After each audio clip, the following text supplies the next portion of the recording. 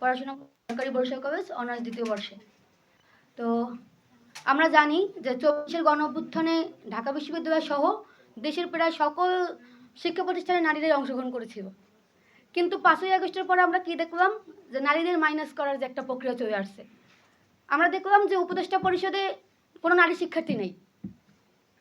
আমরা দেখলাম যে বৈষম্য বিরোধী ছাত্র আন্দোলন কমিটি যেখানে গঠন হইব, সেখানে মুখপাত্র একজন নারী।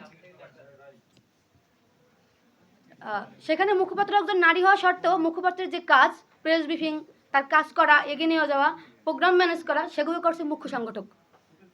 এখন মুখপাত্র যে কাজ করতে পারতেছে না নাকি তাকে কাজ করতে দেওয়া হইতেছে না, সেটা সেই বলবে। তার কাছে হচ্ছে আমার প্রশ্ন যে আসলে মুখপাত্র হওয়া সত্ত্বেও সে নারী হিসাবে কেন কাজ করতে পারছে না।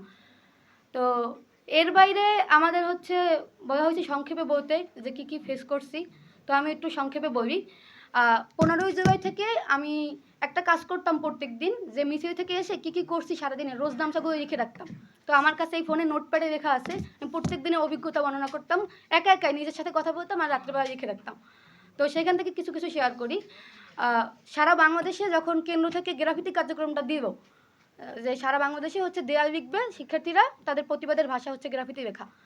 তো তখন আমরা দেখলাম যে বরিশালে যেসব সাংস্কৃতিক সংগঠনগুলি আছে, চারুকলা, উদীচী, শিল্পকলা, তারা একদম চুপ। এবং ওইখানে যেসব আর্টিস্টরা আছে, শিক্ষার্থীরা আছে, তারা হচ্ছে হুমকি দিচ্ছিল যে এখান থেকে তো টিউশন পাবে না যদি তোমরা কোনো গ্রাফিতি কার্যক্রমের সাথে অংশগ্রহণ করো। তো এই ক্ষেত্রে কেউ কোনো কাজেই অংশগ্রহণ করে নাই। তো বিকাল 5টা নাগাদ আমি এবং আরেকজন নারী শিক্ষার্থী বের হয়েছি যে আমাদের তো গ্রাফিতি করতে হবে, যে কোনো উপায় করতে হবে। বরিশালে কেউ করে না, আমাদের করতে হবে। কিন্তু আমরা দুজন নারী শিক্ষার্থী, আমাদের কাছে কোনো টাকা নেই, কোনো রং নেই, কোনো কিচ্ছু নেই, কিন্তু আমরা জানি যে গ্রাফিতি করতে হবে। আমরা মাঠের মধ্যে বসে আছি, দুজন মেয়ে আলোচনা করছি কী করা যায় কী করা যায়। তখন সন্ধ্যা প্রায়। তো আমাদের হুট করে মাথায় আসছে যে আমাদের তো একজন পরিচিত আছে আর্টিস্ট, উনি যদি আমাদের কোনোভাবে হেল্প করতে পারে। তো ওনার সাথে আমরা কথা বললাম। উনি সেই একই কথা বলল যে আমার তো ধরে ধরে পোস্ট ডিবেট করানো হচ্ছে, আমি তো আপনাদের সাথে যুক্ত হতে পারবো না, কিন্তু আপনাদের আমরা রং তুলি দিয়ে সাহায্য করতে পারি যদি কিছু হয়। তো উনি সন্ধ্যা নাগাদ কিছু রং তুলি আমাদেরকে দিব। তো আমরা সিলেক্ট করলাম যে আমরা কোথায় গ্রাফিতি করব। তো বরিশালে আর্মড পুলিশ ব্যাটালিয়ন নামক একটা জায়গা আছে, যেখানে পুলিশ ক্যাম্প এবং তার পাশেই হচ্ছে বিজেপি ক্যাম্প। তো পুলিশ ক্যাম্প আর বিজেপি ক্যাম্প এক জায়গায়। তো আমরা সিলেক্ট করলাম যে পুলিশ ক্যাম্প এবং বিজেপি ক্যাম্পের যে দেয়াল, আমরা দেয়ালে গ্রাফিতি করব। তো আমরা দুজন মেয়ে রাত্র 9টা বাজে আমরা ফোনের টর্চ জ্বালিয়ে গ্রাফিতি লিখতাম। কিছুক্ষণ পর বিজেপি টহল দিত। যখন ওনারা আসতো আমরা দুজন হচ্ছে ঘাসের উপর শুয়ে পড়তাম, দিকে নেবে, তারপর ওনারা যাইতো, তারপর করতাম। তো এরকম করার ফলে আমরা রাত 10টা পর্যন্ত ওই দেয়ালগুলিতে ভরে ফেলেছি লিখে, ওই টহলের মধ্যেই।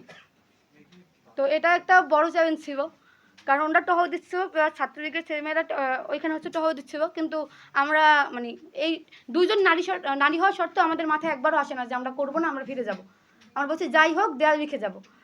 এই একটা চ্যালেঞ্জ ছিল। আর একটা চ্যালেঞ্জ ছিল হচ্ছে 17ই জুলাই।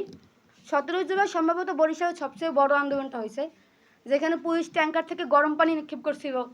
আর 17ই জুলাই একটা মিসলিডের ঘটনা হয়েছে যে 17ই জুলাই যেহেতু মহরম ছিল, তো মহরমের কারণে কেন্দ্র থেকে তো কর্মসূচি ঘোষণা বন্ধ, কিন্তু বরিশালে সেটা অনেকে জানতো না। অল্প সংখ্যক শিক্ষার্থী হওয়ার কারণে কী করছে যে অল্প সংখ্যক যেহেতু পাইছে, একদম হামলা করা করছে। তো আমার ব্যাগে আছে, আমি দেখাবো এখন। তো আমরা হচ্ছে 17ই জুলাই নতুন নামক একটা জায়গা আছে,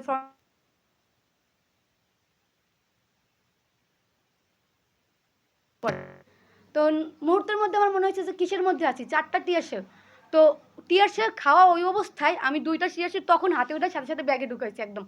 আমি বলছি যে গণঅভ্যুত্থানের প্রতীক একটা না একটা কিছু রাখতে হবে, রেখে দিছি।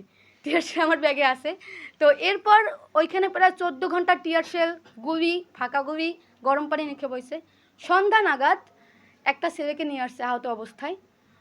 ওর পিঠে ছড়রা যে বুলেটগুলো হয় আর কি, পিন বুলেট, ওর পিঠে একদম সম্পূর্ণ ভরা ছিল। তো আমাদের ওইখানে নিয়ে আসছে, আমরা একটা রোডের মধ্যে মানে ধাওয়া পাওয়াটা ধাওয়া হইতেছে, একটা রোডের মধ্যে আশ্রয় নিয়েছি। তো কি মানে ওর পিঠ থেকে যে বুলেট বের করবে, কারো কাছে কিছু নাই, কিভাবে বের করবে। তো একটা মেয়ে ও হিজাবের সেফটি পিন খুলে দিছে, যা কিছু করো। তো আমি নিজের হাতে ওর পিঠ থেকে 23, তো ওই দিন হচ্ছে সম্পূর্ণ টমাটাইজ ছিলাম যে একটা ছেলের বুক থেকে মানে 23টা পিন বুলেট বের করা, ফিনকি দিয়ে রক্ত বের হওয়া। এরপর ওরে আমরা হসপিটাল নিয়ে যাবো, কোনো রিক্সাওয়ালা যাবে না, বলতেছে আমাদের তো জানের সমস্যা আছে, আমরা যাব না, আপনারা যা করতে পারেন করেন। ওই অবস্থায় ওরা 1.5 ঘন্টা আমরা বসাই রাখছি যে কীভাবে হসপিটালে পাঠানো যায়। তো এটা একটা বড় চ্যালেঞ্জ ছিল। এরপর ওই দিন আমাদের এলাকার যে কাউন্সিলর, আওয়ামীপন্থী যে কাউন্সিলর, উনি ছাত্রদের প্রতিরোধ করার জন্য যাচ্ছিল। তো ওইখানে ওনার সাথে কিছু হামলা-টামলা হয়েছে। তো এরপর এলাকায় উনি ঢুকতে দেবে না আমাকে, কারণ আমাদের এলাকা থেকে একমাত্র নারী সংগঠক হিসেবে আমি এবং আরেকটা মেয়ে ছিলাম, 2 জন, যেহেতু আন্দোলনে অংশগ্রহণ করছি, ওনারা খোঁজখবর নিত।